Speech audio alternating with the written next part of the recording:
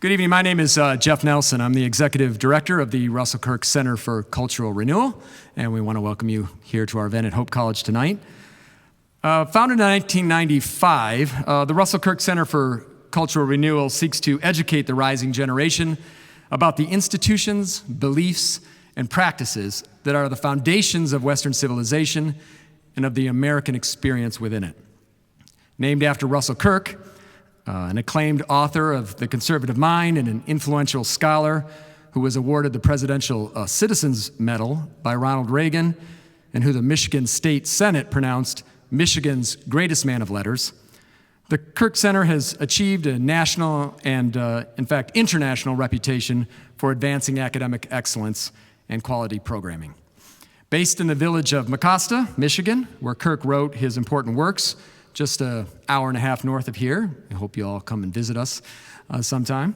As my mother-in-law, Annette Kirk, the founder of the Kirk Center, sitting up front, likes to say, always inviting people, and she is one of the most welcoming people in the movement in Michigan.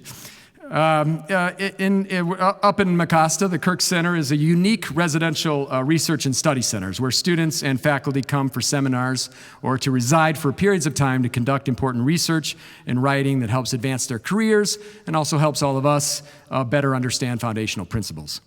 Through all its programs, the Kirk Center aims to recover and renew those enduring norms and principles that Russell Kirk called the permanent things: the health of the family, inherited political institutions that ensure a measure of order and justice and freedom, a life of diversity and independence, humane learning, widespread possession of private property, the fashioning of a moral imagination, and the primacy of the transcendent in our lives. These permanent things draw us closer to the true, the good, and the beautiful, and they guarantee against arbitrary interference of the state. They are all central aspects of conservative thought. Through its Kirk On Campus program, the center brings engaging and accomplished thinkers, as you'll experience tonight, to campuses like Hope to address some of the most pressing issues of the day through the lens of perennial ideas. And that's precisely our goal this evening. I want to thank our co-sponsors here at Hope, the Political Science Department, and particularly Professor David Ryden, the Markets and Morality Program, and Dr. Sarah Estelle, and Hope College Campus Ministries. And now we have a special treat that the president of Hope College is with us here tonight, Matthew Scogins, and he's going to say a few words.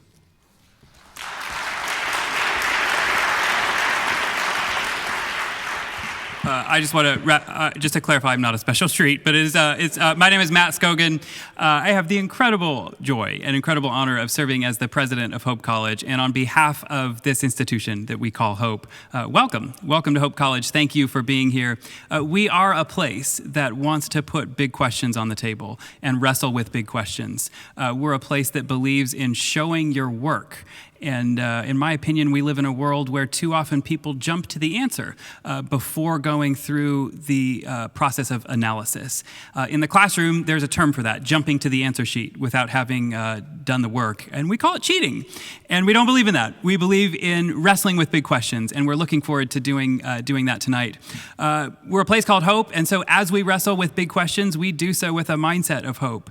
And for us at Hope, that means we believe in a God who is working not just on the redemption of souls, but also on the redemption of this world, on the redemption of creation. And so we put big questions on the table, we wrestle with big questions, and we do so with hope. And so we're excited to host this event, excited to have all of you here tonight. To really kick us off, I'm going to turn it over to Reverend Jennifer Ryden, who's going to open us with a word of prayer.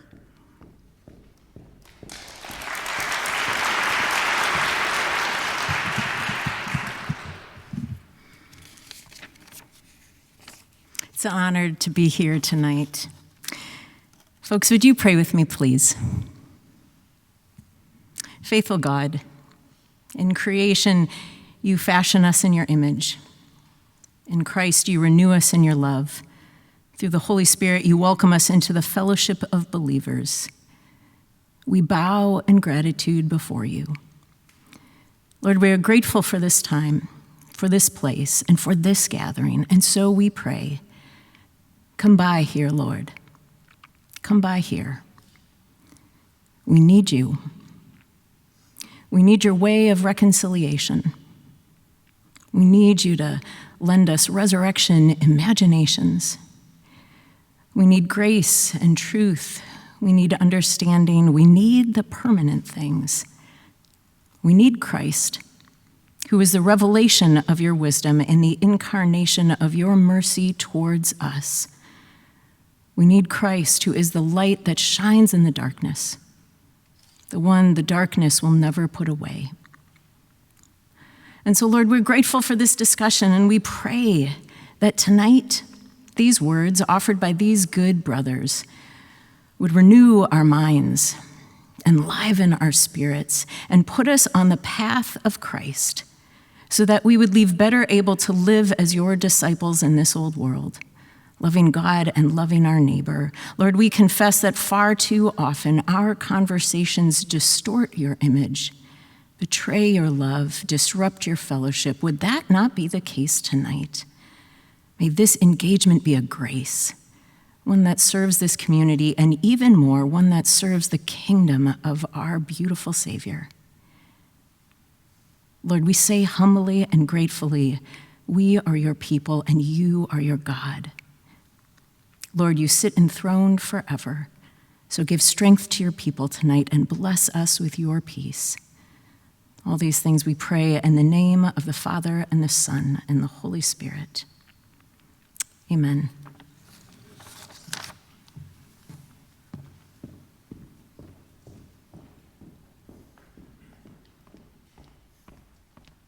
Okay, are ready to get things started? Last night, Jeff Paulette, Dr. Paulette, who many of you know, and Ian Rowe and I were at Calvin University, and we had a version of this program. And I didn't realize at the time, when Jeff and I were working on this with Professor Micah Watson at Calvin, that we were instruments of institutional reconciliation between two pretty serious rivals. But they let us in, and they let Jeff in and gave us such a warm welcome. And some of them are here tonight as well. And we had a lot of fun. And so Jeff though was not leading the discussion last night. So he has a wager with the Professor Michael Watson, who was his counter last night, as to who's going to get the prize for discussion leader of the week. So he's got some chips on the line tonight. But he rises to the occasion. Jeff Paulette, as you know, is a professor of political science here. He's the author of many works on American political thought, religion, politics, constitutional law. He's a senior fellow at the Kirk Center. He's our academic advisor. He's widely published author, a popular speaker, and he's going to lead us tonight. Jeff Paulette.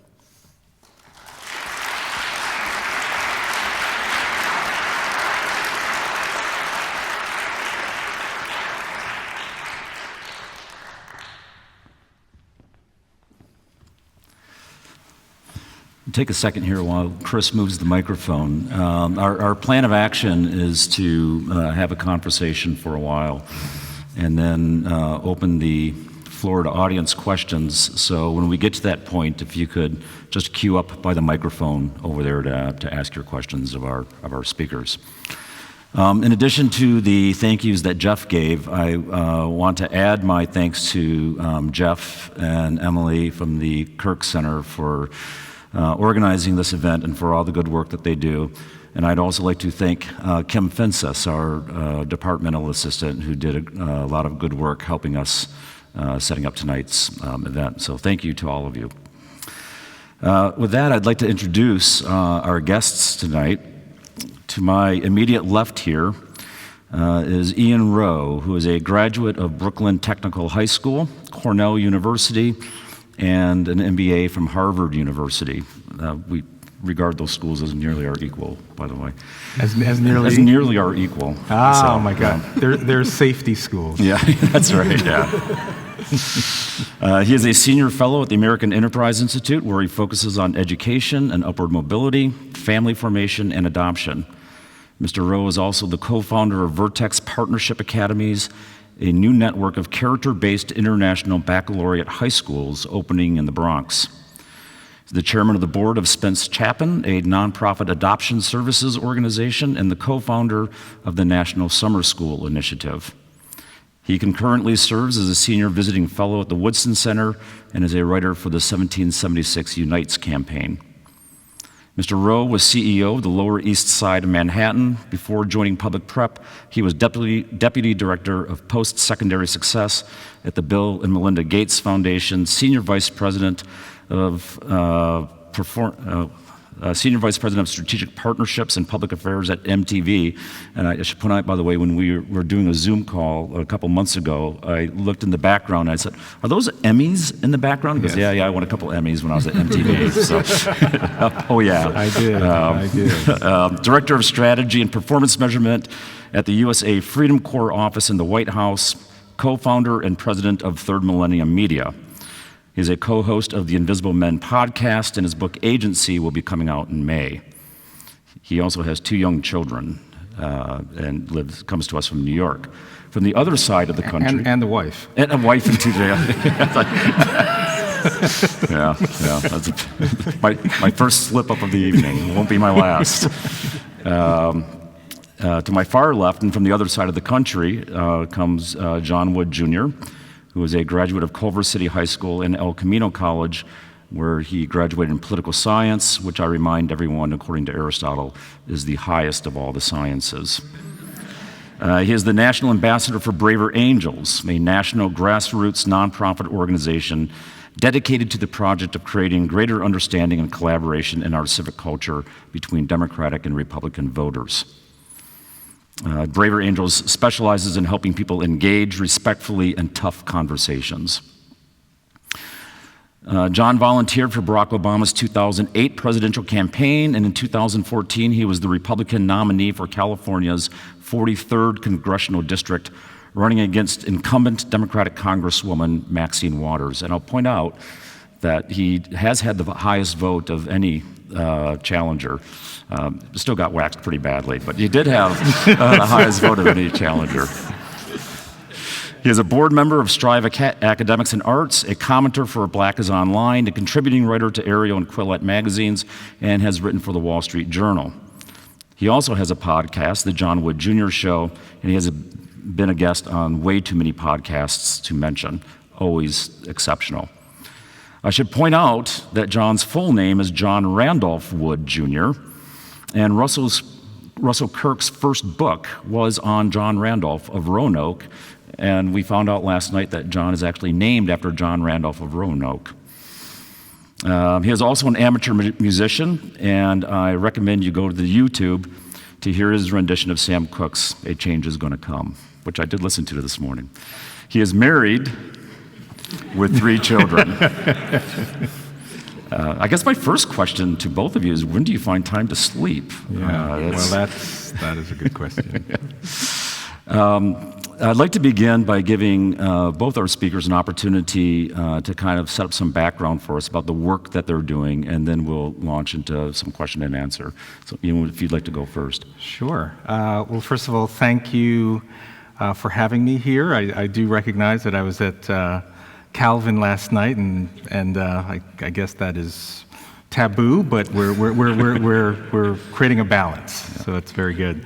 No, I'm looking forward to tonight's discussion and just this idea that we have to be able to have conversations about tough issues. The whole idea of viewpoint diversity, democratic discourse. We need more and more institutions like Calvin and Hope who are willing to bring folks like us into spaces like this where we can agree to disagree and find common ground and space. And it's something I think about a lot because amongst that litany of things that I've done in my life, I do a lot of work with young people and how they can think about their own future amidst a world where there are all these competing forces that are sometimes creating a level of disillusionment as to what they can accomplish in their own lives. And for the last 10 years, I ran a network of public charter schools, all girls and all boys, elementary and middle schools in the heart of the South Bronx and the Lower East Side of Manhattan. We had about 2,000 students in our schools, almost all low-income students, almost all Black and Hispanic students. But the common element was that their parents chose our schools because they wanted a shot, they wanted their kids to have a shot at the American dream. Each year when we ran our lottery, we accepted a couple hundred kids, but we had nearly 5,000 on our wait list. One of the most excruciating days, because here you have the joy of telling a certain number of kids, you got in, you got the golden ticket, and yet for nearly 5,000, the best we could say is that you're on this really long wait list. And so it really starts to, you think about these things a lot as someone who runs schools, and how do we get kids on even just the first rung of their path to prosperity? And after running public prep for 10 years, this is in a district in the South Bronx where only 2% of kids that started 9th grade in the year 2015, 4 years later, graduated from high school ready for college. Meaning that they started 9th grade and either dropped out somewhere along the way or actually did earn their high school diploma, but still couldn't do math nor reading without remediation if they were to go to college. So the state of high schools, and this isn't just in the South Bronx, this is in many areas across the country. So I am going back in and launching a new network of character-based international baccalaureate high schools that's opening in the Bronx this August. So I'm very excited about that. But as I observe, because I work with leaders across the country, just what is going on in the lives of young people, college students, and I've come to the conclusion that there are these two competing meta-narratives that in my view are impeding the ability for young people to see their own future, to see their ability to control their own destiny. These two meta-narratives I call, first is blame the system, and the other is blame the victim. In a blame the system narrative, that views America as this forever oppressive nation, that based on your skin color, based on your gender, some other immutable characteristic, you're inherently either an oppressor or you're oppressed. That forces like capitalism itself are evil, and that these forces are so strong, so discriminatory, that essentially the system is rigged against you. And that kind of ideology, if you're a young person, you feel pretty powerless because you don't have the unilateral ability to change these massive systems. So blame the system is very much of a top-down oppressive narrative unto itself. But blame the victim is actually almost the opposite, in which America is a land of opportunity. It's an incredible country. There are opportunities everywhere. And so if you're not successful, that must mean it's some pathology that you have. There's something that you did wrong. You didn't pull yourself up by the bootstraps. And so this blame the victim ideology just puts a young person in the position like, oh my gosh, what can I do? And so both of these, what I call these meta-narratives, are half-truths that add up to a lie. And I believe that young people need a new framework to navigate between these two narratives because they rob you of agency. They rob you of your ability, your belief that you can control your destiny. And I define agency as the force of your free will guided by moral discernment. The force of your free will guided by moral discernment. In a sense, agency is like a vector. So consider velocity. Velocity is not just speed, it's speed and direction. Right? So if all of us have the force of our own free will, where do we get the guidance to be able to make morally discerning choices? And that's the framework I'm putting forth. I call it a framework I call free. If we want a life of freedom, there are 4 pillars that I'm trying to revitalize and have young people embrace in a whole new way. And the reason I've created this framework essentially is to help young people learn that they can overcome institutional barriers that the blame the system people constantly say are insurmountable, while also saying that there are supports that they can receive that the blame the victim people constantly ignore. And so this framework I call FREE: family, religion, education, and entrepreneurship. Those are the 4 pillars that if we can surround young people with, I believe you'll have a much greater chance of human flourishing. Very quickly, the first F is for family, not the family that you're from, it's about the family that you form. So for young people, as they think about the decisions that they're making as they enter into their own passage into young adulthood, understanding concepts such as the success sequence. Anyone ever hear of that term? Wow, very interesting. The success sequence basically says that if one finishes just their high school degree, gets a full-time job of any kind, just you learn the dignity and discipline of work, and if you have children, marriage first, that series of decisions, 97% of millennials that follow that pathway avoid poverty. That's an incredible set of data, which I think it's important for young people to understand, not as a prescription saying that you must do this, but as a description so that young people better understand what are the rewards and consequences associated with different series of life decisions. The R in FREE makes sense at a place like Hope College, is religion, the idea of having a personal faith commitment, even at a time where religiosity is in decline, particularly amongst young people. I mean, the fastest growing category, religious category amongst young people is called the nuns, which is N-O-N-E, unfortunately not N-U-N. But I think there's an opportunity for revitalization, especially when that religious fervor is actually being satisfied now, unfortunately, by some ideologies. Like John McWhorter has a great book called Woke Racism, where he actually even compares anti-racism, critical race theory as religions unto themselves.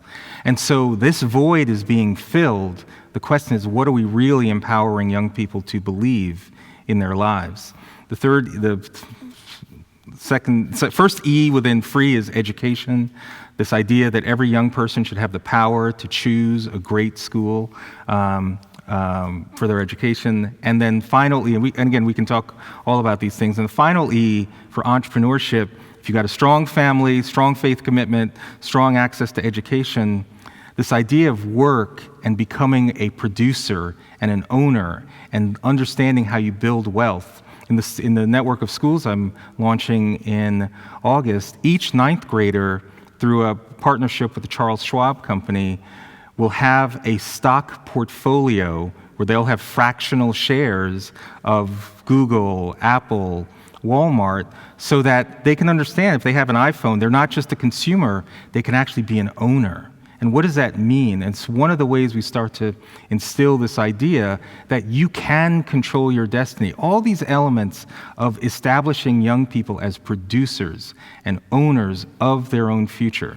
So that's a framework I'd love to discuss tonight, but it's really what I've discovered in a lot of these discussions that are so contentious. Rarely, what you usually see is lots of, bashing, and not often a compelling alternative that what is it that we can say yes to? If you're against X, then what is the Y that you're putting forth? And so this is my offering to say, here's a different way that young people can think about their lives and revitalize these pillars of family, religion, education, and entrepreneurship. Indeed, indeed. Well, so let me follow on that, first of all, by making some reference to the work that I am engaged in, and possibly by identifying some philosophical and ideological currents that are at play in our society right now that I think lend some interesting context to some of the subject matter that brings us together here, and hopefully by the end of it, we'll still have time to actually have the conversation, right? So I'll try and be efficient with my time. So I work for an organization, as you mentioned, Jeff, called Braver Angels, national ambassador and strategic leader for that organization. It is the largest grassroots bipartisan organization in the country dedicated to the work of political depolarization, although I tend to deepen that description by saying that what we are really dedicated to is reviving the communal spirit of American democracy, if you will. And so we're a membership organization, 10,000 members across the country, 75 bipartisan local alliances. You can think of them as being akin to chapters. We have work unfolding in Congress, on college campuses across America, in media spaces, a fledgling digital media network, of which I'm a podcast host on, even work with singers and songwriters. We've got a community of musicians, about 150 strong or so, participate in our programs. But we are rooted in grassroots and local communities, helping people in local PTAs, local schools, and even across their dinner tables find the capacity to empathize with one another's personal experiences in an effort to maintain the relationships without which the social fabric dissolves and our ability to maintain institutional life and democratic life evaporates, right?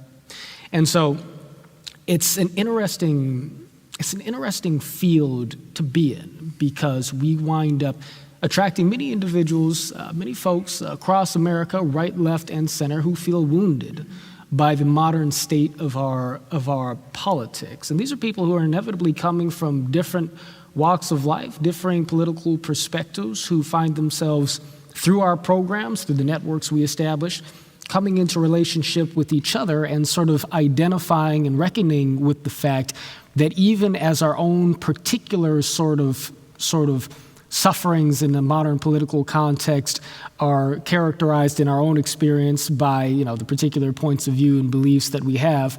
Oh, I'm a conservative. People around me at my school or in my office think I'm a racist because I voted for Donald Trump. Oh, I'm progressive. I support the LGBTQ community, and that makes me irredeemable in the eyes of, my parents or grandparents or what have you. Yet when we come together, we do discover that there is a shared sort of phenomenon of civic isolation and ostracization that's taking place, which overlaps over a larger sort of decline in the fabric of American community. Now, I'll mention a couple of other hats that I wear. I happen to be an advisor to the American Project out of Pepperdine School of Public Policy, which is dedicated to reviving the communitarian strand of the conservative movement. I also advise an organization called FAIR, the Foundation Against Intolerance and Racism. And I'd mention those two affiliations for two reasons. The first reason is that I was buried under the avalanche of Ian Rowe's accolades in that introduction a moment ago, and thought that I needed to sprinkle He's older than you are, though. Exactly. Yeah. A little bit older. I need to sprinkle a little bit more on my own resume. But I also want to point out that, these two organizations, which are, gaining traction in their own zones and spaces, are made up of folks who find themselves also somewhat, feeling somewhat alienated in the context of their own sort of native political tribes, if you will. And so, there are many conservatives in America who sort of lament the fact that the mainstream of the conservative movement has been, perhaps we can argue, so enthralled to the ethos of rugged individualism, the idea that we are folks who forge our own path through our own personal agency and do not wish as Americans to be sort of enveloped in the collectivist sort of, ideology of those who would reduce us merely to our class or our group characteristics, that we have forgotten perhaps the importance, the foundational significance of leaning into the relationships that allow us to be in community with each other, because after all, society is stitched together through communities, a community of communities, if you will. And therefore, the interpersonal ethos that allows us to be in relationship to each other may not be captured in a mere emphasis on individualism, and conservatism should have something to offer to the conversation about how do we reweave the fabric of community. And so you have conservatives who are banding together to make that case. Whereas on the other hand, my friends at FAIR, many of them, probably most of them, are disaffected liberals. Liberals who see the advent of modern, third wave social justice or anti-racism as seeking to overwhelm society with a collectivist impulse that seeks to sort of respond to historic justices in a way that threatens to obliterate our individual characteristics, our individual qualities. Yes, I may be a white man. Yes, I may be an African American, but does that make me an oppressor? Does that make me a victim? Or am I somebody who exists in multiple dimensions as a human being, as an American, as somebody who is possessed of multiple different identities and perhaps overlapping experiences that generate the unique personal phenomenon, which is me, right? Now, what this ought to tell us is the fact that ultimately it's possible to frame many of America's struggles as sort of landing in greater concentration or lesser concentration, one population or the other, but ultimately amounting to universal sort of human efforts to reckon with the naturally complex polarities of life in a modern, complicated democracy, right? And so part of what we must reconcile is the role of the individual versus the foundational commitments of community.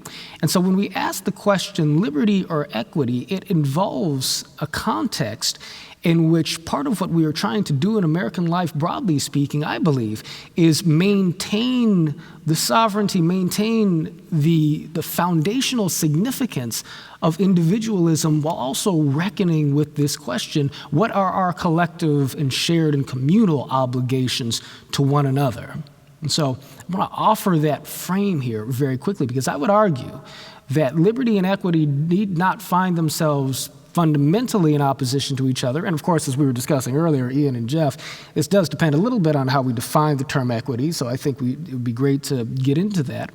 But that ultimately, without understanding in a deep way the proper relationship that ought to exist between the individual and the community and the need for both, we will be fated to continue with the dysfunctional conversation between right and left, which dissolves into the worst sorts of name-calling and stereotyping and inability to grasp what is really seeking to be communicated by each side of our political discourse in a manner that will doom democracy if this is not righted.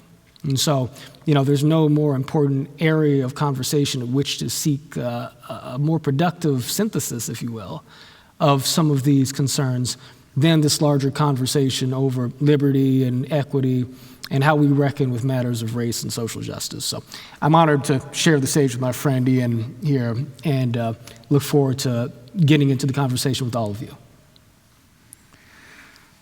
Listening to the two of you with your opening statements, it seems to me that part of what you're touching upon is that the prospects for Black America in particular, relationships between blacks and whites in America more generally, hinges in part upon how we understand the prospects for America itself and what role, what future we see for our own country. And there you see, I think, a fair amount of pessimism.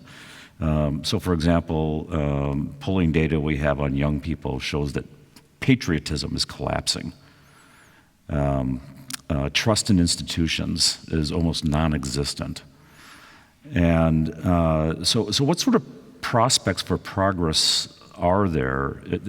Right, you can think of America either in a kind of jingoistic way as a sort of perfect, this goes to your two narratives thing, or as just a hopelessly corrupt sort of thing. Is there a way to think about American democracy in a kind of healthy, renewed sense that makes it compelling for people in such a way that we can actually make progress on the sorts of things that John was just talking about? Well, I find it interesting when you started your question, you said, the sense of possibility for Black Americans or relationships between Black and white Americans. I don't start with that racial identity first, because I think that's part of the issue at times. We elevate certain elements of our identity which suddenly become the most salient characteristic. The new high school network we're launching later this year is organized around this idea of equality of opportunity, individual dignity, and our common humanity. And these aren't just words. We literally want to play that out, that we will never reduce you to this characteristic of race or gender identity. You are this special human being that is made up of these multi-dimensional factors. And I think that's the element that we have to revitalize in our country. I mean, America's founding principles, and again, they weren't always practiced in the way that we all would like them to be. But it's an idea, this idea that there is a rugged individualism while there's a simultaneous recognition of the importance of these local mediating institutions, family, faith, again, my free framework. But there's this idea that agency is individually practiced but socially empowered. That we are all part of a larger fabric across race, across class, across gender. This honestly is why I run schools, to instill this idea, because I do see young people in particular being immersed in a world where they're being boxed into categories even before they've had a chance to figure out who they are. And I think that's what's fracturing us as a nation, because before we can even talk about common humanity, we're separated. There's a practice that's often been done in the name of equity. This room is, there are probably too many people, but imagine this were a classroom and we lined up every single person in this room on one long horizontal line. And it's called a privilege walk. Anyone know what a privilege walk is? All right, a couple of you. Okay, so in a privilege walk, for those of you who don't know, you might have a teacher at the front of the room who says, so everyone starts equal footing, but these questions are almost designed to create division and assumed privilege or assumed marginalization. So if you're white, take 3 steps forward. If you're black, take 6 steps backward. And this is a series of questions with all these heavy assumptions about your privilege or your oppression. So by the time of this exercise ends, you likely will have a group of white males on the front of the room and a group of lower income kids of color in the back. And this is supposed to be a constructive exercise. In fact, in Chicago, there's a case right now where there was a lesson plan where the purpose of the lesson was to have the white kids internalize their white supremacy, right? So that they would better understand this inherent privilege that they have. Those are the kinds of, they're not even well intended. I used to try to give people the benefit of the doubt on this front, but those are the things that I think, these ideologies which clash with our core principles, that at base, America is this idea that we share this sense of humanity, dignity first, before we get to all these other dividing characteristics. Indeed. I still try and give people the benefit of the doubt, but I will, certainly agree with Ian that this produces, I think, a bitter psychological effect. Practices such as these for many young people, because it's frankly, it's psychologically, I think, undermining to be sort of labeled and identified as either the oppressor or the oppressed. If particularly it then becomes something that you carry with you as a matter of your own identity into the thickets of life. Having said that, though, I do also think that it's vital for us to reckon with the context in which we arrive at these difficult conversations. And it's a very difficult thing in many respects to disentangle, None of us is merely black. None of us is merely white. And what do these terms mean anyway? There's a way in which, I certainly, can feel a deep sort of resonance with the impulse to say, it would be better to just sort of do away with racial categories altogether, because ultimately our common humanity ought to transcend these categories, and it does, right? And certainly if we believe that we are made in the image of God, well then, we have a source of identity that would seem to be quite a bit more significant morally and spiritually than that which is ascribed to us by these social constructs, right? That are racial categories.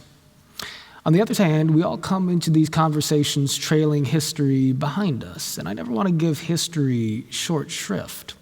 I think that a great deal of the larger fervor for modern anti-racism, for social justice, for a desire to see to it that a country that, on its face and to many appearances would seem to have achieved a degree of sort of larger equality between the races that could produce our first African-American president, not to mention artists and athletes and celebrities of all ilks who come from all colors, and certainly summoned forth from the African-American community, that there's a deep fervor to nevertheless sort of challenge our assumptions about the character of our country on the basis of the fact that many people feel that the real work of equity, of equality, and justice is left undone in America, and that we are complacent with a society that is still grossly unequal, but not just grossly unequal, but sort of wickedly unjust in how it treats many of its citizens. Now, this is a perspective that one can write off, but it's worth sort of engaging with the complexities of American society as it actually exists to try and distill the perverse motivations for sort of capitalizing on our social fears for the purposes of building up, sort of a virtue signaling kind of, platform for oneself versus the real experiences of people who may actually be not fully sort of enfranchised in terms of having the opportunities that Ian is describing to reach the American dream. And so are there ways that we can sort of go about thinking about the difference here in a way that lends some clarity to the issue? Let me start with my own life here. I'm African-American. I'm half African-American. My father is white. My mother is black. When I was running for Congress, I had a canned opening line. Anybody who follows me here will likely have heard it. But when I was running against Maxine Waters, whether I was speaking to a black Democratic church in South Central Los Angeles or a white Tea Party club in South Bay LA County, people would ask me, what at the age of 26 or 27 makes you qualified to represent a district as diverse and complex as the California 43rd? And I would say, well, I've come from an interesting family background. My mother is a liberal black Democrat from inner city Los Angeles. My father is a conservative white Republican from Tennessee. I grew up explaining my father to my mother to my father, and that's why I can represent all of you. And it tended to, tended to get a laugh, right? But that was also sort of the frame of my existence. I mean, full disclosure, my father didn't officially become a Republican or self-identified conservative until a bit later in life, but he raised me talking about traditional American values. He raised me with Southern nostalgia, stories of Davy Crockett and Daniel Boone, sat easily alongside stories of Muhammad Ali and Willie Mays, My grandfather owned Dot Records in the 50s and the early 60s. That was Pat Boone's record label. So, I met Pat Boone as a young kid. On my mother's side, one of my uncles is Mac 10 from the West Side Connection, which was Ice Cube's group after he left NWA. So, from Pat Boone to Mac 10, you get me sort of in the middle in terms of my upbringing. Now, when I was 6 years old, 5.5, 1992, we had the LA riots after the beating of Rodney King. And that exists as a bit of a faint blip in my memory. I mean, I do sort of remember it. I remember being a kid and seeing my father pacing back and forth in the living room. And I remember, images on the TV, on the news that were worrying and concerning. And later on, my dad would tell me that on one of those days, my mother left the house to go to work.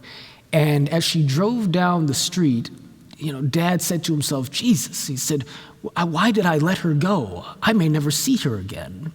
Again, we were in suburban, multicultural, we were in suburban Culver City, suburban city in Los Angeles. And there was some scary stuff happening in pockets of Culver City. My mother came close to it, had a bit of a nerve-wracking experience, but ultimately came home and was okay. The woman that I would marry, years later, at that very same time, was 4 years old. She lived 15 minutes and 15 miles away from me in the Jordan Downs projects in Watts. And her experience of the LA riots was the experience of being a little girl trapped in a war zone, gunshots, laying on the floor because bullets might whiz through the window, screams, sirens, fire, people coming in and out, of her door, and the knowledge of the fact that the police could do nothing to protect them, and that all this happened, in fact, because police officers had beaten an innocent man who looked like her father, who looked like her uncle, who was somebody from their community, and now the community itself was going up in flames. My wife's American experience begins in a domestic war zone, and over the course of her life, living in the projects, living in deep in the hood in South Central, and the projects is its own ecosystem. Even within that urban area, she has seen more death and violence than some people have seen serving in Iraq and Afghanistan. I put that forward as a literal statement. This is her American experience. Now, we're both black. We're both African Americans. In the aftermath of the Civil Rights Movement, just to give you a little bit of quick history, you had a situation where many African Americans, integrated major institutions in American life. You had many black people who were brought into the universities, brought into the entertainment industry, brought into politics, who integrated suburban communities, suburban neighborhoods that they hadn't had the opportunity to move into before. Martin Luther King Jr.'s integrationist dream, his nonviolent vision, changed so much of our culture, touched the heart of America. And so for many African Americans, there were pathways to success and relationship with white Americans that weren't there before. And for many white Americans, those are the only black faces that they ever really see up close. Oftentimes black faces like my own. But for millions and millions of other African Americans, life did not change. As a matter of fact, life got quite a bit worse in quite a few ways. Jim Crow segregation was a phenomenon of the South, but by the time Dr. King, lived and died, most African Americans had already moved out of the rural South. Most African Americans were already inhabiting America's urban cities. And what happened at that point? You have the evaporation of economic opportunities. Of course, manufacturing opportunities declined as the factories outsourced jobs to China and otherwise moved production to the suburban outskirts, leaving the sort of centers of occupation barren and industrial centers.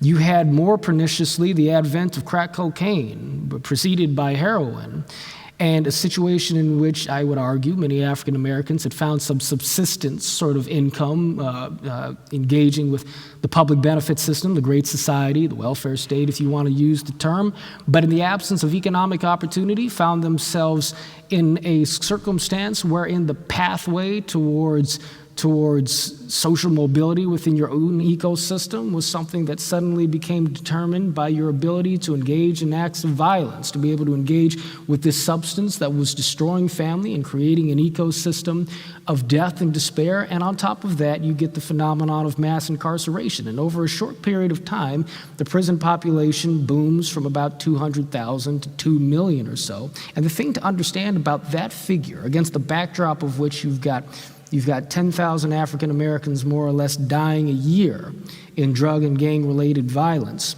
in communities in slums that were developed as a part of the architecture of public policy that saw to it that for many, many decades, and this technically was meant to end with the passage of the Fair Housing Act in 1968 or so, but for most of American history, black people were not allowed to integrate into broader American neighborhoods, and so concentrated in inner city centers. You have to look at each one of these deaths, each one of these incarcerations, as not just affecting an individual, but affecting a family, affecting a neighborhood, affecting an entire community, right? And so it's that chain of history that my wife is born into, right? And you fast forward just a few years, many of the people who were incarcerated in the 70s and the 80s and the 90s find themselves released in the late 90s and the early 2000s, the 2010s, with a mark on your record owing to policies of incarceration that right and left, many of us consider to be unjust now.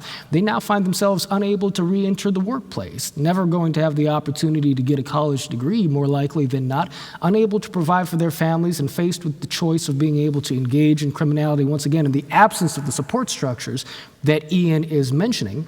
Therefore, I ask the question, at what point does the American dream actually show up for so many African Americans in this country whose life circumstances are different from mine? Now, clearly I'm making a case here that this isn't quite as simple as black and white. This is a class issue. This is a matter of great complexity, and as soon as we try to say that this is just a function of being black in America, we lose sight of black folks like myself. But as soon as we say that people are just being hysterical, when they get loud about matters of social justice, we lose sight of black people like my wife, right? Who really did endure things that I could never imagine. And so, it is in this context that the solutions that Ian puts forward have to be reckoned with not just as things that are straightforward answers to difficult problems on the ground, but solutions that summon us to mobilize communities to be able to effectuate. I have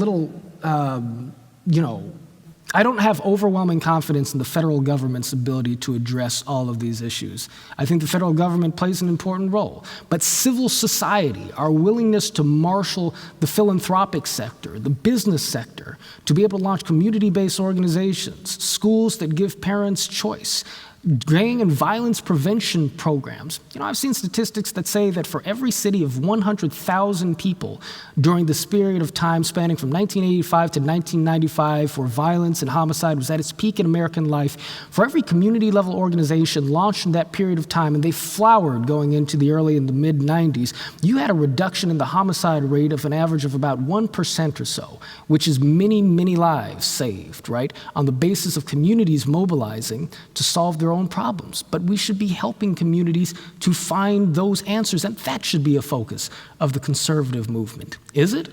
Or are we content to let Ian do all the work and say Democrats in the meanwhile ought to be cutting taxes? So let's be real about it, and let's dig into the complexity and understand that no, we cannot give way to people who in a zeal for change upend the foundations of liberal democracy, but at the same time, let's listen for the signal and the noise, and understand that we could be doing better too in how we engage these issues. So, hopefully, I didn't go too long, but there you go. Yeah. One thing that often gets packaged with critical theory and so forth is a dismissal of bourgeois values. But in some ways, I hear you both articulating what some might disparage as bourgeois values. I mean, is that an inherent part of the American dream? Is that, is that something that we should dismiss lightly, or is it something that we should take more seriously than what we do? I think the core founding principles that America is based upon are under assault. Probably the best evidence of this is the New York Times, which nearly 3 years ago produced something called the 1619 Project, in which it was a special magazine issue, and they made some pretty powerful claims that, first of all, the country's founding wasn't even 1776, it was 1619, that the country was founded as a slaveocracy and not a democracy, and that the founding principles were, quote, false when they were written, and that every negative outcome for blacks today or other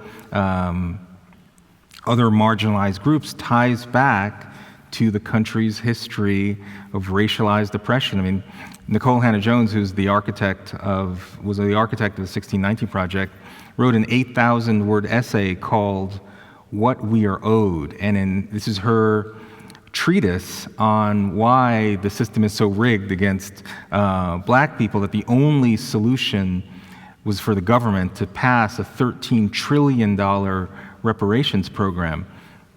And in this essay, she says, there is nothing a black person can do. It doesn't matter if you get educated, doesn't matter if you buy a home, doesn't matter if you get married, doesn't matter if you save.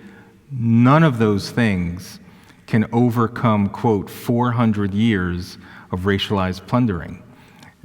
And by the way, let's just state for the record that Nikole Hannah-Jones in her own life has done all of those things and has done extremely well, as have a lot of black and other people who have embraced the founding principles. And that's where I just, it boggles my mind when I see, and it's really this hypocrisy that bothers me, that we have to figure out a way that we can both acknowledge real atrocities in America's history while also recognizing the importance of the founding principles as the vehicle through which the embrace of has been the mechanism by which whole groups of people have moved from persecution to prosperity. And that's what I want to talk to our students about all the time. And history is important. I mean, the way that the New York Times 1619 Project frames American history, in my view, is in this very cherry-picked, negative, because look, if you want to paint a horrific picture of the United States of America, there's lots of terrible examples that you can weave that story. Simultaneously, you can also create a very sanitized version, and that's not fair either, right? Warts and all. Warts and all. I'm part of a group, and actually John has worked as well with Bob Woodson, who's an incredible civil rights leader. When the New York Times 1619 Project came out with an actual curriculum, so they weren't just satisfied with a magazine issue. They wanted to bring these ideas, the founding principles were false when they were written. They wanted to bring these ideas to some of the poorest school districts across the country, so they created a curriculum. So in Buffalo, Rochester, Chicago, some of the poor, districts where literacy rates are in the single digits, they brought this curriculum, and so we worked with Bob to craft a curriculum. So the way you fight bad ideas is not to cancel or shout them down. You fight bad ideas with better ideas, right? So we created something called the Woodson Center 1776 Unites curriculum, which in our view has a more expansive, complete story of the African American experience in the United States. Many stories that haven't been told. That curriculum has now been downloaded more than 30,000 times by teachers in all 50 states, in traditional public schools, charter schools, private schools, religious schools, home schools, after schools, to create this compelling alternative. And just one example, this past year we celebrated is not the right word, but 100 years since the Tulsa massacre. If many people are familiar with this, again, horrific event, and people say, see, this is an example of we haven't taught the real history of this country. That's what we need to teach our kids. And so we said, okay, let's teach the Tulsa Massacre. So we teach it in 3 segments. The first segment is the incredible level of entrepreneurship and business creation that the black community was able to achieve under intense racial discrimination. Why was there a Black Wall Street in the first place to be burned down, which is the second component of this unit, which tells this horrific, terrible story, which is then preceded by the third unit, which is the rebuild of that community after these atrocities occurred.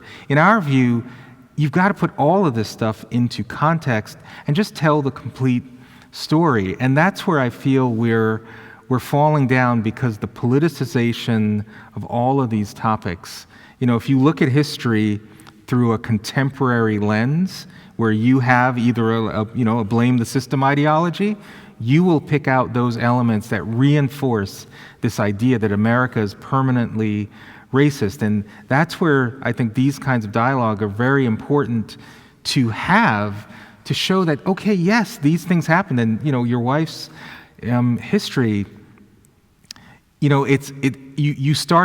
can empathize with someone why they might have a view of America, and that's why it's on us to help expand that view without diminishing or dismissing.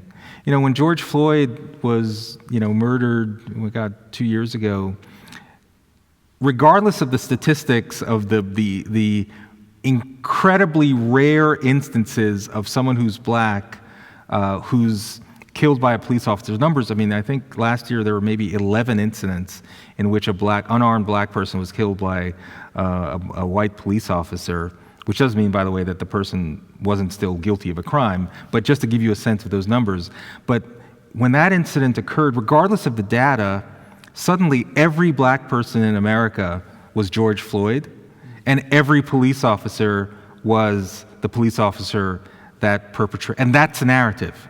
Then suddenly we're no longer human beings anymore. We're just avatars of these narratives, and we have to fight through that. And for those of us who want to really discuss these nuances, you have to recognize that the New York Times is not normally printing this kind of nuance, and so we have to think of those creative ways to be human, to share these stories, to not dismiss very real experiences, while also challenging and expanding perspectives in a way that hopefully honors our humanity and our dignity. So those are very weighted terms, right, with a long history, and they certainly have a kind of religious foundation to them in a lot of ways. So as we begin to try to get traction on some of these problems, what role do you gentlemen see for religion in general, organized and personal, but Christianity in particular, in kind of moving us forward on some of these questions and creating possibilities for progress? Yeah, indeed.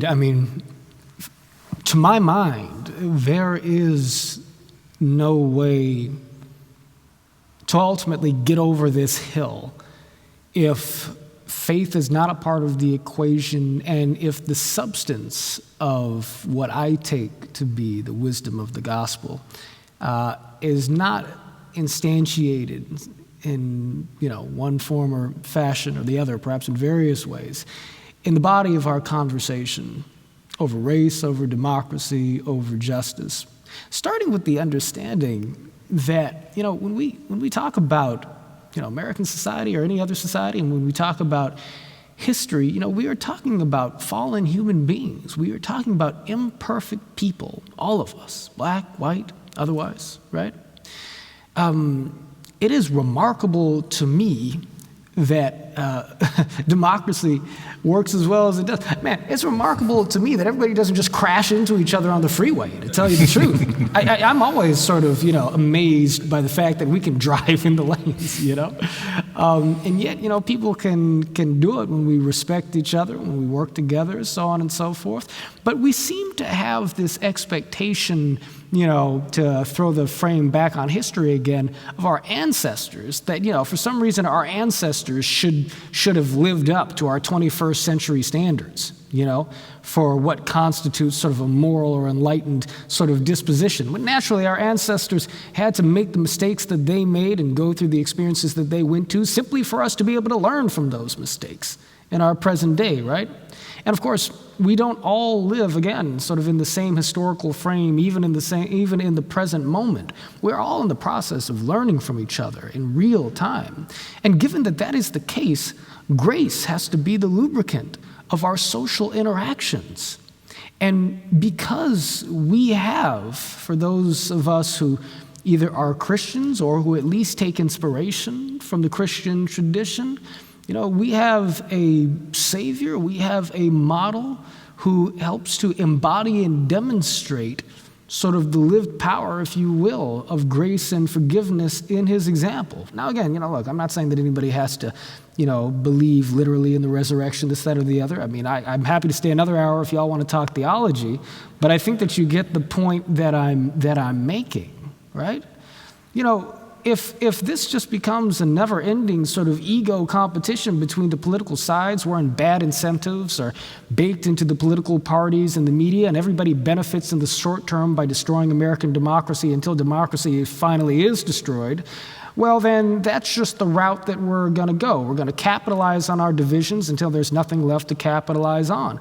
But if we are to pay heed to the teachings, not just of the gospel, but of Martin Luther King Jr., who obviously took his inspiration from the scriptures and also from the example of Mahatma Gandhi and so forth, who said that what we seek is a beloved community, and that we do not seek to defeat or humiliate the white man. We do not seek to defeat or humiliate our opponents, but to be reconciled to him in friendship by winning his understanding, right?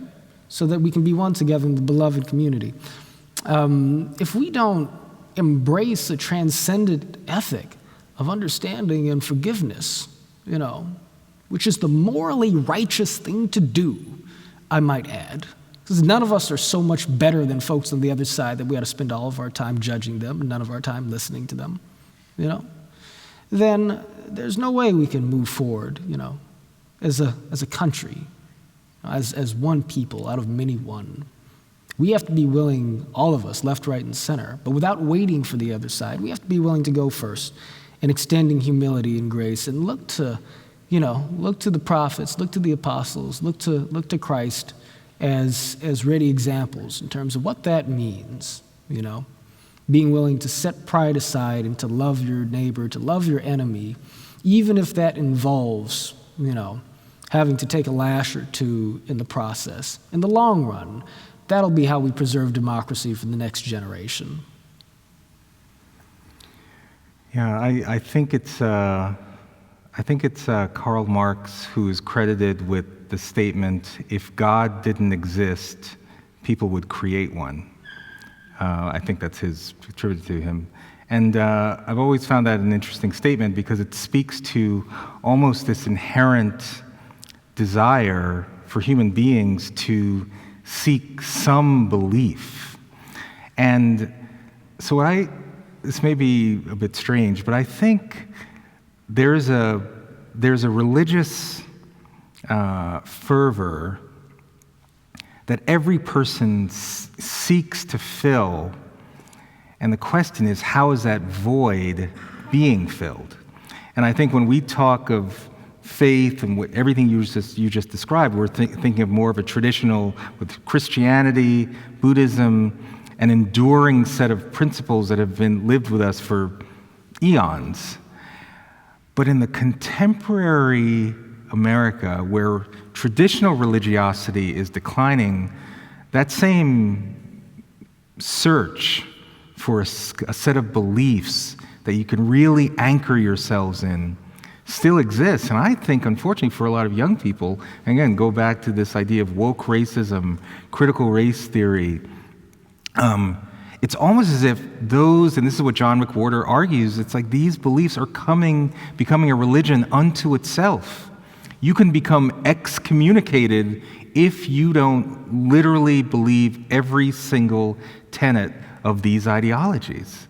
And that's what's really scary. So it's sort of like it's not Christianity, it's something else that's filling this need. And again, I feel like young people in particular need to see a compelling alternative, because it may be that more young people have been growing up in more fractured families, which may have been the institution through which they may have learned a set of core values, or they may have grown up in a community where church going was not the norm, so the set of values that they would normally have gotten through that institution.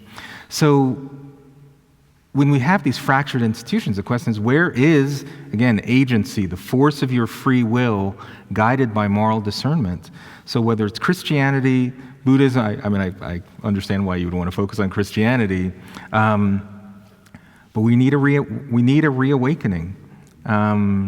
This transcendence that is, it's fundamental to humanity.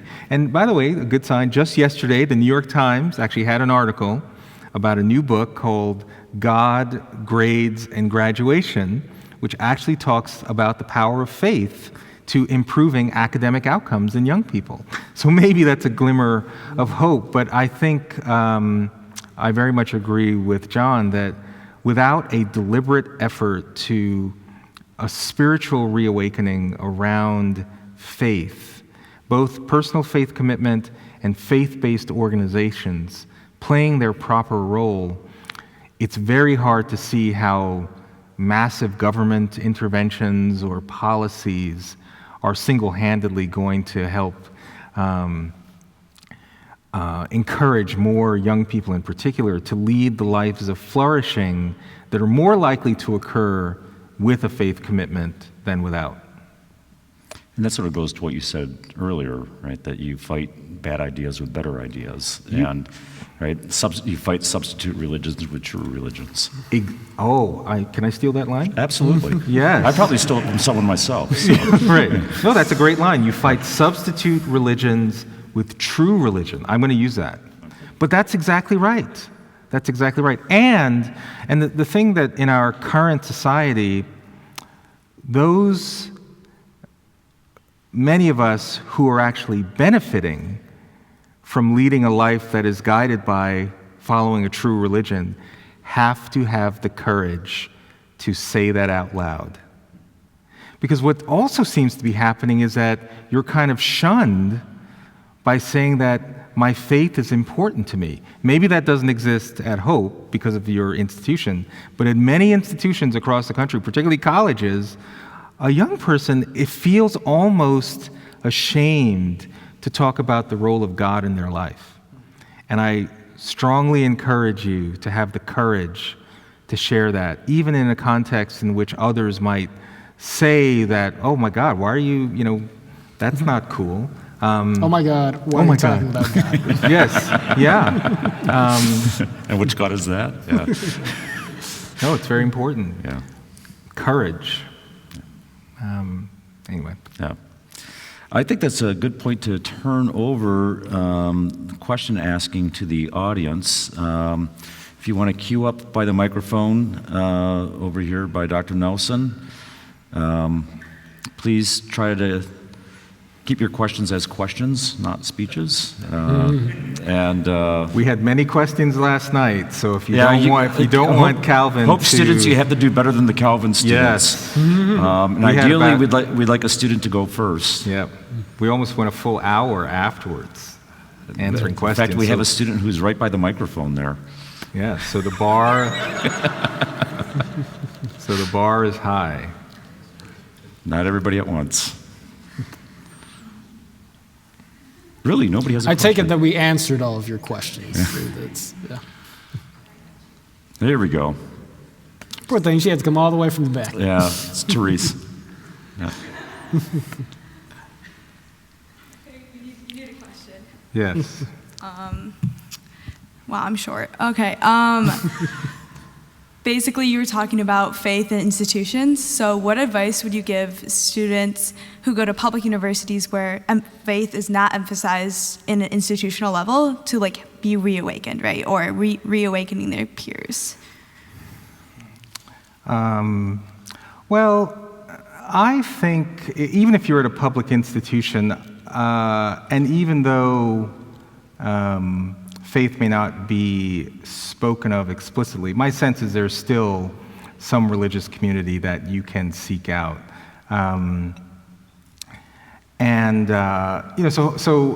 Hope is not lost. I think... Not yet. All right. That was I didn't even make that connection. Hope is not lost. Never.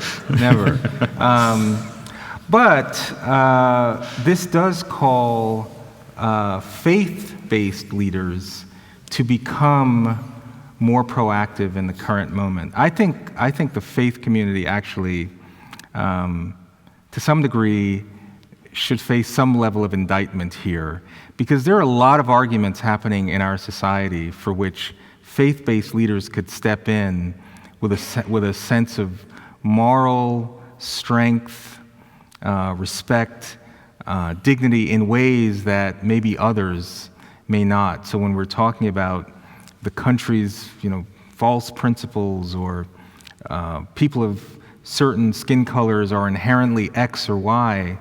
It's actually the religious community that can address those arguments in ways that could really, I think, crush those arguments in ways, but for some reason, and I don't know if it's faith leaders have fallen into the cancel culture themselves. So if you're a young person, and this is why, the blame the victim ideology, I never want to completely put it all on young people, or why aren't you establishing a faith commitment? Partly is because the institutions themselves, we aren't actually playing the proactive role that we should, and frankly have played throughout American history. If you look at most of the civil rights achievements, many social justice movements, it's actually been faith leaders who've been at the forefront, and for some reason there's a silence happening now that I think is short-shrifting young people to make that person feel isolated on a public campus. And the only other small thing I would add to that is that, all ministry, all evangelism, so to speak, need not be loud or explicit or conspicuous. Be the type of person who wins the admiration of others, right? By dint of your character, by virtue of who you are, by virtue of your virtue, right? Be somebody who's compassionate, somebody who's understanding. Be somebody who's honest, somebody who is courageous, who has moral courage. Be somebody who serves, who gives back, somebody who can hold his or herself up with confidence, the confidence that comes with knowing you are loved by God. And then when people ask you, what's your secret, you can testify to them that it is the light of the Lord within you, right, that allows you to be who you are. And when people see that, they evaluate you not by the words that you speak, but by the work that you do. And that becomes the greatest testament to your faith of all. Preach the gospel always, if necessary, use words. Right? There you go. Mm-hmm.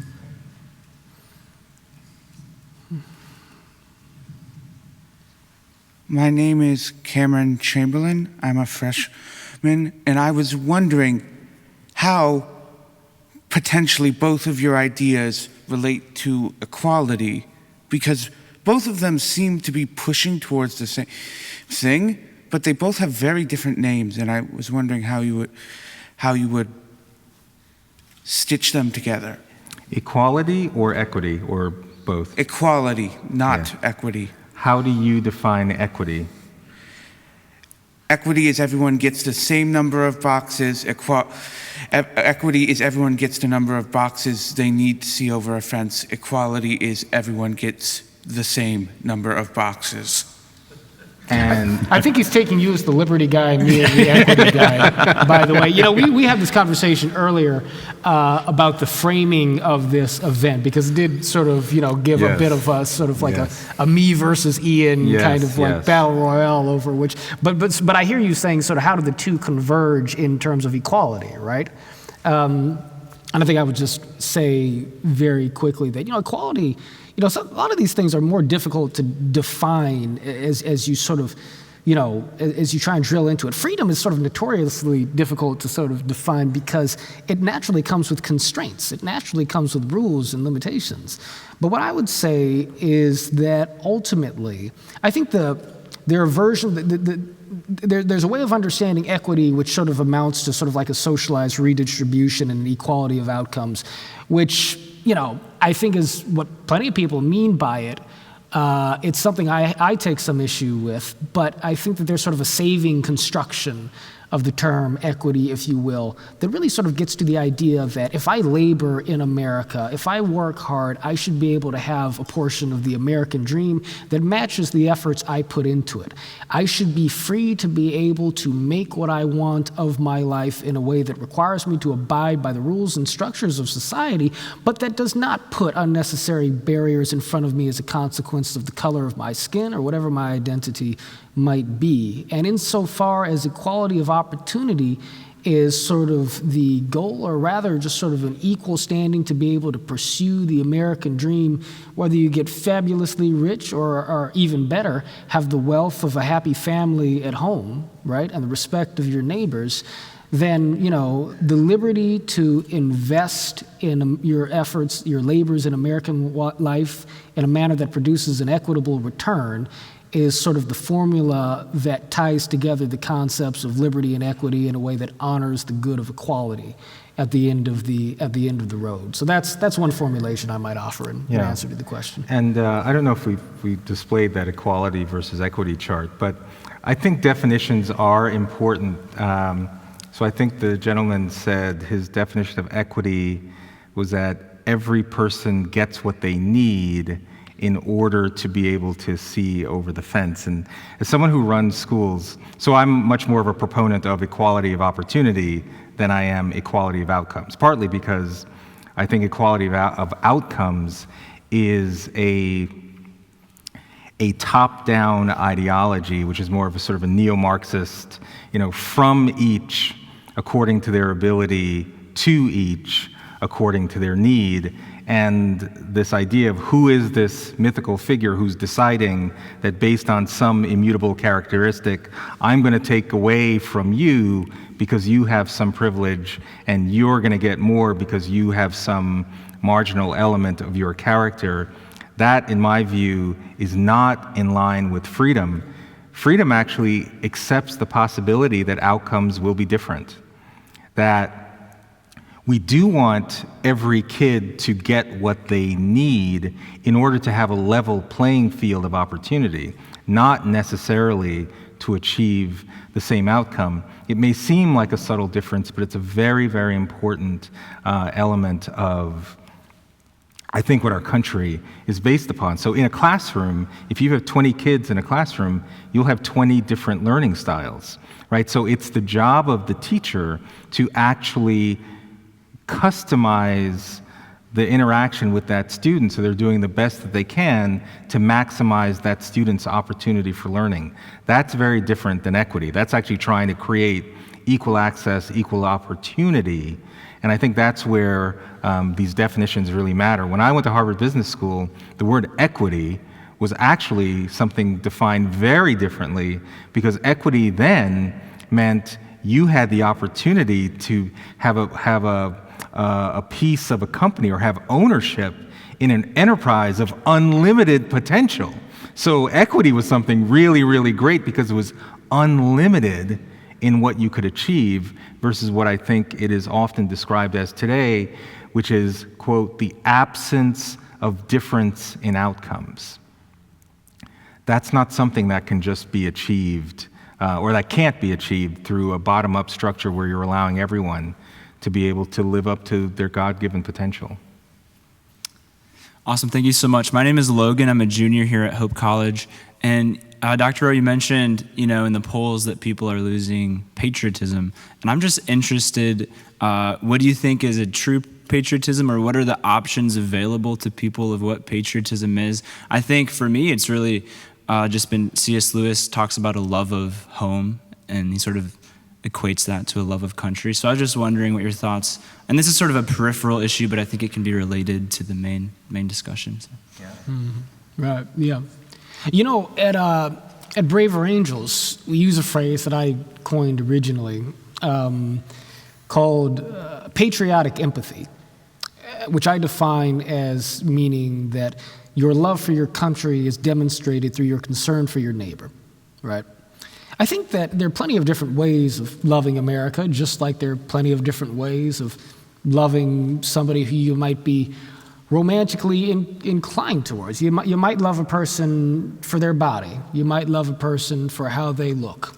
But then, if that's as deep as your love goes, is it really love at all? I mean, there are many people who love America because America is great, but how do we define greatness? If we're merely defining it in material terms, if we're defining it in terms of our GDP, the size of our military, well, these are assets, but if these assets aren't deployed in service of a moral culture, then, they might as well be immoral themselves, because that's likely the ends to which wealth and power will eventually be deployed. I would like to think that patriotism seeks, obviously, the material prosperity of America, and the moral leadership of America throughout the world, but on the basis of the fact that we've crystallized deep moral commitments here at home, and that we embody these commitments in the relationships that we have with one another across our political, religious, and various other divides, as members ultimately of the larger American community. So if there's not a deep moral dimension to your patriotism that equates our greatness with the integrity of these moral commitments, then, I'm afraid that any other definition of patriotism is rather shallow by my reading. So that's the type of patriotism I go in for. And I would just add, we try to have our students recognize that America is a good, if not great, country. But the journey between good and great is a journey for which our students are not passive players. They are part of what makes this country great. They're not just an observer. And I think this is de Tocqueville's observation of Americans, that we were a problem-solving nation. When we see issues, we create these associations. That's what I think it's so important to instill in young people, that America isn't like this entity out there for which I am patriotic in this thing. I'm of this thing, and I have the ability to make it better. And for me, that's what engenders patriotism, when you are actually confronting those elements of America. I mean, I run schools in the heart of the South Bronx. There are a lot of things that I could look at and become very depressed and feel that this is a horrific nation.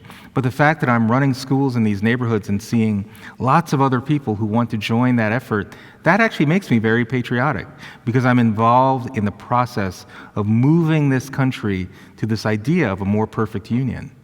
And so that's how I would define patriotism and how you become more patriotic. Thank you so much. Hi, I'm Katie. I'm a senior. Thank you so much for your thoughts. I was just wondering what advice you might have for students who are looking to interact with their peers on nuanced issues, but their peers have been intensely affected by the ideological issues that you mentioned earlier. Thanks. Oof.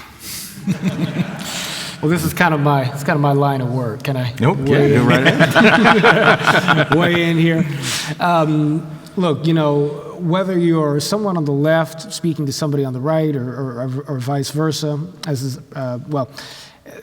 think that there are certain principles of communication that are worth developing, and we teach them at Braver Angels. So, if you don't mind me working in a plug here, Jeff, I do encourage folks to go to braverangels.org if you're interested in learning about some of these practices and possibly getting involved yourself as a member. But I'll answer at two levels. The first is tactical. We have a formulation that we teach in one of our workshops called LAPP, L-A-P-P. And so it goes like this. Listen, right? You want to start off in the conversation after you get things rolling by listening earnestly and attentively to what the other person has to say, not listening to respond, right? Not listening to score a point as if in a debate, but listening to genuinely hear and to hear the emotional contents and origins of what that person is saying. Second step is acknowledge. You want to acknowledge what the other person has just said, but in terms that resonate with how they themselves likely understand their own point of view. And so you could take the route of characterizing somebody, like let's say if somebody is pro-choice, you might say, okay, so you just don't care about unborn babies then, right? But that's probably not what's going through that person's head. That person probably has an affirmative belief in the right of women to be able to choose what they do with their own bodies because they believe in gender equality. And so if you were to use words along those lines, so I hear you saying you're pro-choice because you believe in the rights of women, you believe that a woman has the right to determine, how she lives her life without the state or a man telling her what to do, you acknowledge that in terms that will allow them to say, okay, this person is actually hearing me. Then you pivot. You say, well, I have a somewhat different point of view, or I have a different experience. Now, you could just say something like, well, as a matter of fact, like, what you're saying is morally ignorant, or like, it's just a fact that, like, what you're saying is tantamount to murder or whatnot. Like, you can say that, but that delivers the conversation in the direction of competition, where you are not hearing that person will not hear you. But when you introduce that I statement, you're introducing a note of humility. You're saying, well, this is my experience, right? This is my perspective tied to, the way I've traveled through life. And that doesn't mean the person's going to suddenly be ready to agree with you, but it means that you're emphasizing that common humanity, which makes it worth it for that person to continue the conversation. And then you offer your perspective, this is why I'm pro-life. It just, for example. So that simple formulation is important, but more important even than that is maintaining an internal disposition of charity and goodwill towards the other party. The philosophy of nonviolence rests on the idea that love is a spiritual force that can be applied to social questions. When you love the person who is angry at you, and when you're able to nurture a feeling of love within yourself towards that person, it can be a hard thing to do. Not saying it's, not, but, again, it helps when you have support from on high.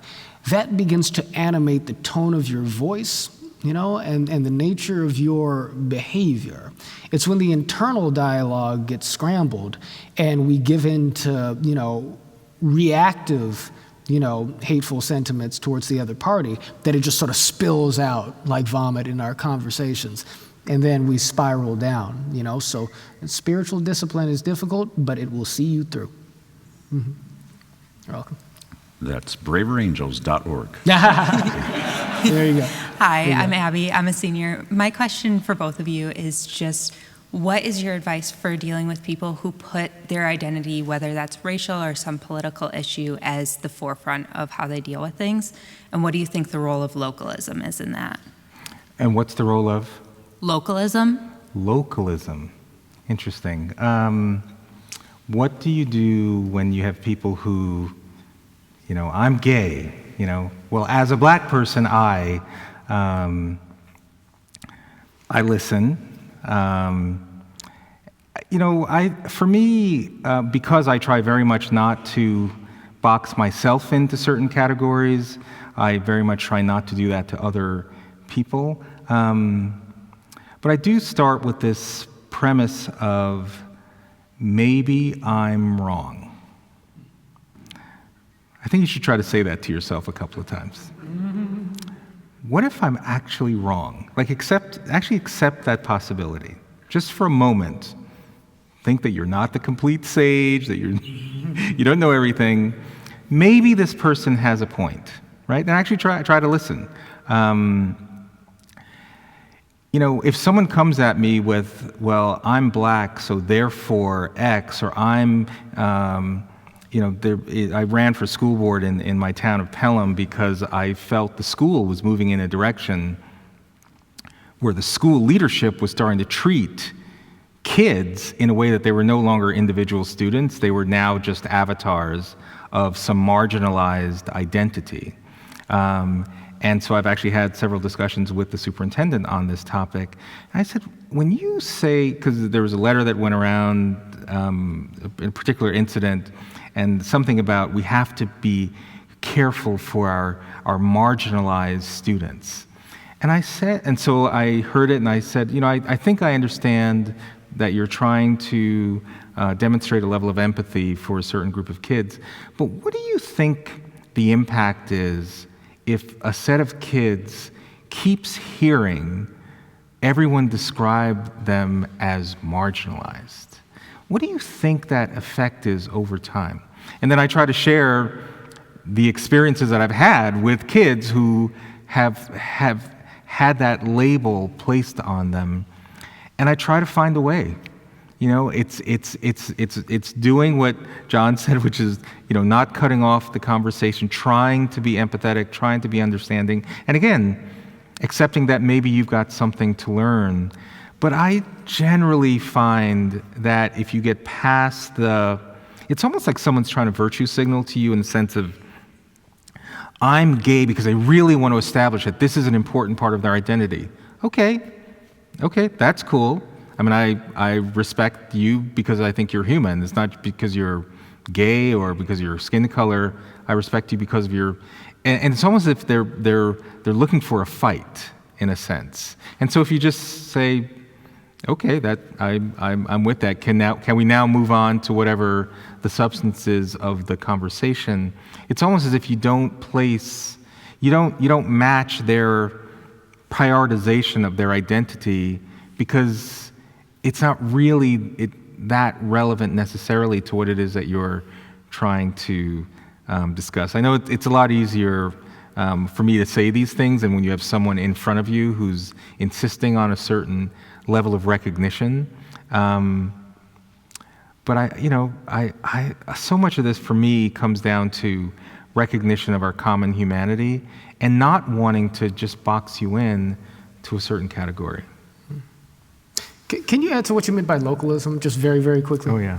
Yeah, I was just wondering what you think the role of like local organizations and local government in general is, especially as you're involved in some different programs that are more national and federal. Right, yeah, absolutely. Well, yeah, I'll just say on that front that I do think local organizations, community-based organizations, and local elected officials are close enough to communities to have, first of all, direct relationships, and second of all, a more sort of felt sense of what the culture and needs of their communities are that you're just not going to get as you scale up solution making, to the federal level, which again is not to say that the federal government doesn't have an important role in some of the problems we deal with, but I think that community level organizations can serve as effective intermediaries, including in cultural and social conflicts, and indeed, Braver Angels is just such an organization. And I do want to take just a quick moment to sort of empathize a bit with what you're expressing at the top of your question. When somebody kind of leads with their identity, there's a way in which they're saying, we're about to talk about something that I'm the only person in the conversation who's qualified to have sort of, a credible opinion on. And even if you think that's true, that's not the way to go about having conversations. And I do want to correct, in light of that, I want to correct something in the bio introduction, Jeff, because you mentioned the fact that have a degree from El Camino College. Actually, I have no college degree. I have a high school diploma. And I think I'm still about 6 or 7 credits away from that associate's. But at this point, I think I'm just going to. That's not an argument for college. I think I'm just going to forego it. Now, I'm not encouraging you, fine young folks, to drop out of an excellent institution like Hope College. But what I am saying is that, as a younger person, I went through much of my life having people tell me that the studying that I had done on my own time didn't really mean much because even though they couldn't respond to my arguments, they had a degree and I didn't. Therefore, I lose. And it's sort of this thing where in society, broadly speaking, we have a difficult time reckoning with the substance of what people are saying and therefore reckoning with the intrinsic importance of character in our conversations because we collapse human value to labels and accreditation. And that's just a broader sort of social pattern that we have to end. Okay. Thank you. You're welcome. Hi, my name is Ava, and I'm a freshman this year. My question goes back to what you said on agency. I've heard it said a lot in conversations about racial reconciliation that grief is a necessary step. How would you say we are supposed to grieve in a way that promotes agency and not a mindset of being a victim? And then how would you say we are to do that practically? I feel like that's something we say a lot, but we don't really define in terms of like racism and racial healing. What was this? Wait, say the second part of the question. How would you say we are to practically grieve? Like, what does that look like? I think we just say that a lot and we don't define it. Well, interesting. So how do we practically grieve in situations, for example, where there may have been a racial incident and, right?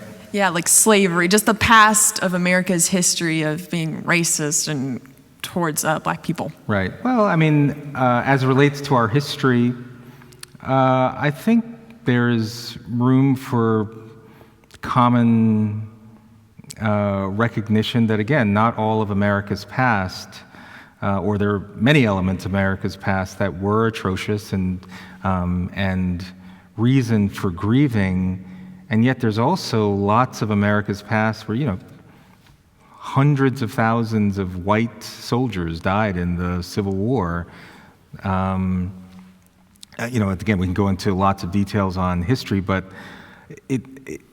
this is the thing, that it always seems that there's got to be a special recognition, particularly as it relates to race, and there is a special history in the United States. That said, slavery has been a human condition of virtually every nation, and we have slavery today. Let's go to China or many other places around the world where it's still happening. That doesn't dismiss what has occurred in the United States. So, a grieving, gosh, it's so difficult. I thought where you were going with grieving was in contemporary instances where you'll have like a George Floyd, right? Where there's this horrific incident, everyone in the country is quote unquote going through this cathartic experience, and yet there are about, I forget the exact numbers, but there are thousands of black men, for example, being killed or hurt every day in our, not every day, but over the course of the year, huge numbers, and yet we're not grieving. It seems that we have selective humanity when it seems to involve the right characters based on a dominant narrative. And I feel if we were to share these kinds of grievings when any human being is suffering, that's how I think we will recognize our common humanity. It's not only when these are these terrible incidents that dominate the headlines for weeks and weeks and weeks, because that again, it's sort of selective and almost in a sense performative. It's almost like this sort of obligatory, non-authentic grieving. And that might be harsh to say, but again, where I run schools, I mean, there are a lot of incidents that never make the nightly news. And like where are all the people, Black Lives Matter as an organization, seem to only be interested in instances where black lives are lost at the hands of people that they purport to be racist. So I guess I would try to, honor the common humanity always, versus just seemingly getting upset when there are these high-profile incidents. That was a good question, yeah. We've got about 10, 15 minutes left, and I'd like to get all the questions in from the students that we have here. So if you can keep them to like 2-minute answers each, that'd be great. Okay. By the way, the Hope students, just like our sports teams, are vastly outperforming Calvin. There you go. And we'll go back and forth. Sure. Go ahead, Jonah. So my question is, my name's Jonah Hill. I'm a sophomore.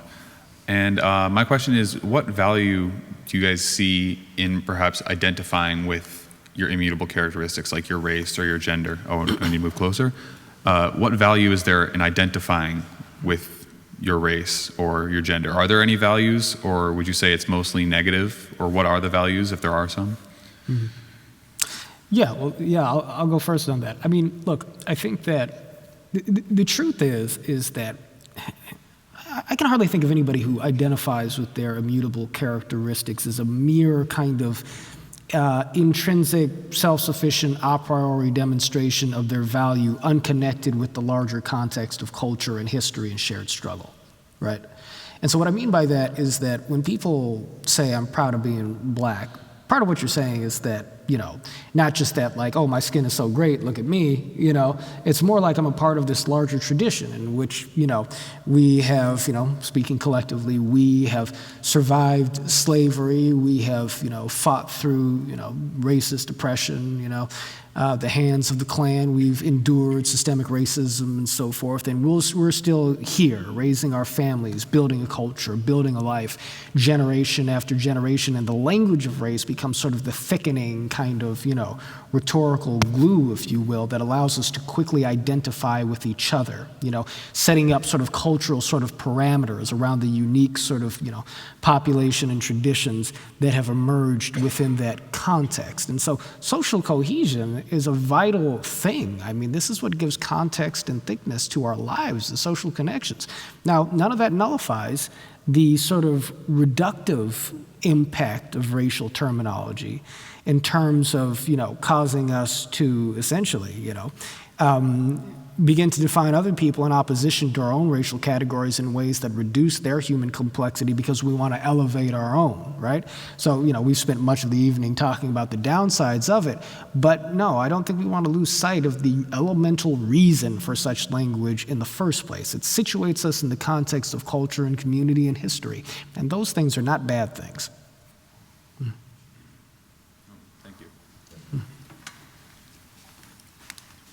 Hi there, my name is Tristan, and I'm an education major, and I was wondering as to some ideas or ways in which we can apply what you're talking about tonight into our classrooms, especially in a public school setting.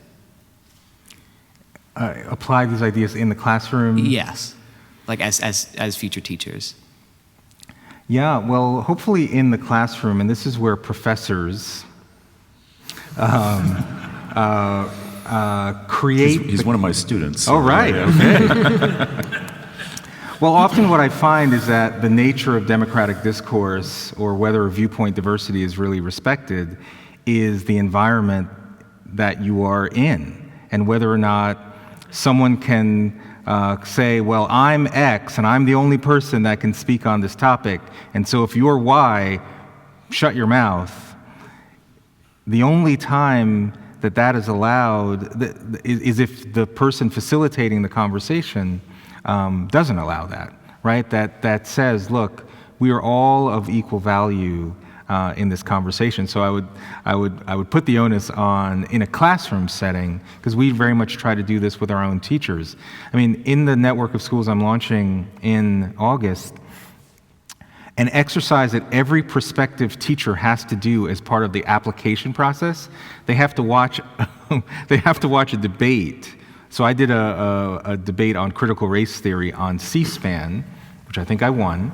But it's in my view, a very constructive dialogue around a contentious topic. And so every prospective teacher has to watch this, and then as part of the interview process, what's your reaction to this? How would you create this kind of dialogue in the classroom? How would you facilitate these conversations so people aren't demonized, but that you're allowing people to express their opinions, disagree if necessary? So in a classroom, I would say that hopefully at the beginning of the year, you as a class, another thing we're going to do in our school is something called the Good Society, where we're going to go away in a retreat and we're going to read all sorts of incredible books about how you create new social norms for a group. And I think every classroom should go through that kind of exercise for how is it that we're going to disagree with each other? What are the norms? What are the ways in which we operate? Do we have cell phones in our classroom? When someone's speaking, do we all turn and look at the speaker? I mean, these seem like simple things, but they're all actually small indications of respect for how you operate with each other. Thank you. Hi, my name's Charity Ehrman. I'm a dual enrollment student. I was wondering how, when you create a curriculum, you decide what parts are most important and which parts to leave in, and then which parts to leave out, and then from that, what you hope that students will take away. Yeah, great question. So I mentioned that we, in response to the 1619 project, which we thought was overly focused on very negative aspects of American history, we created something in response called the 1776 Unites curriculum. And it's an interesting question. We didn't start by just, like I mentioned, the Tulsa Massacre. We started with a set of principles: agency, resiliency, courage. So we had a set of guiding principles that we knew we wanted to tell stories that represented each one of these principles. And so we started to identify characters in particular African American history that we thought were not well known. So for example, Booker T. Washington is someone who's relatively well known in African American history, but many people don't know that he, in partnership with Julius Rosenwald during Jim Crow segregation, when education for black kids was horrific, that they partnered together to build nearly 5,000 schools through the American South. And the levels of academic achievement during that period was extraordinary. And ironically, the demise of the Rosenwald schools, these nearly 5,000 schools, was triggered by the Supreme Court decision of Brown versus Board of Education, which deemed that separate education by race is inherently unequal and therefore inferior, so the Rosenwald schools were deemed unconstitutional and had to close. We decided that was an important story because A, it's not very well known, it aligned with the ideals of resiliency and courage that we were trying to highlight in these stories. So essentially, we set up a framework where what are the key sort of enduring ideas that we want every unit to be aligned with. And then with the specifics, we said, how well is it already known? Is this a story that should be told and taught? And so that's kind of how we went about that process. Thank you. Hello, my name is Ayana, and I'm a freshman. And my question was based on the conversation around, I guess, kids being put in a box when they were being told, like, you're from a marginalized group and so on. But how do you balance between educating young children on like their race and the background of that race, but also giving them the space to, I guess, develop their own personal identity that's detached from that in some sense? I don't know what that, yeah. Did you hear the full question? So the question is, how do you educate kids in a way that allows them to reckon with sort of the history and the context of race while also allowing them to develop their own attitudes? Right? Yes. Yeah, definitely. Well, you're the educator. That's a good one for you. Well, what's interesting is that, again, I run schools in the heart of the South Bronx. Almost all of our kids are black or Hispanic. And frankly, I try not to dwell obsessively about race. I mean, I listened to a podcast the other day. These 4 black guys, they have a podcast called The 8 Black Hands, and they're kind of seen as, they're the authority because they're all 4 black guys, and only they can talk about race and education. And they did a whole episode on this idea that every kid needs to learn about white power. Literally, that was the full focus of this podcast. I'm like, really? You're going to have a whole session on white power? As if, well, you know what? I thought that was not a good use of instructional time. Let's put it that way. That again, at our school, at our elementary school, one of the things that we became good at, our boys' school, was that they became spelling bee champions. It was right, Boys Prep Bronx spelling bee team. And when you asked our boys how they identified themselves, they didn't say black, they didn't say I'm a boy, they said I'm a member of Boys Prep Bronx and I'm a spelling bee champion. And so you create opportunities for achievement that transcend these characteristics. And so that's how you do it. Again, it's not you spend all day talking about your race, you spend all day talking about how special you can be by being a math champion or any other set of outcomes, because you are more complex than just your race. I know that's how we try to do it. And to the degree that race is relevant, we never want to create the impression that because of your race, you're somehow inherently less than. Because I often feel that that's what, when it comes to subjects of race, that's where people go, and I just try to fight that. Thank you. Hello, my name is Abigail, and I'm a freshman here. My question was, what are your opinions on like Black pride and identity, or pride in what people may say as your primary identity, that people like kind of see, considering your remarks on like labels and the fact that they should be removed, or not completely removed, but that labels shouldn't be so important in education, in life, and in how we carry ourselves. So what is the opinion on Black pride? Or just like celebration of certain identities. Yeah. Right, versus de-emphasizing labels. Well, first of all, thank you, Abigail, and Abigail is my favorite name because that's my daughter's name. Oh. And so it's a pleasure to meet you. And so let me give a little bit of a twist on this.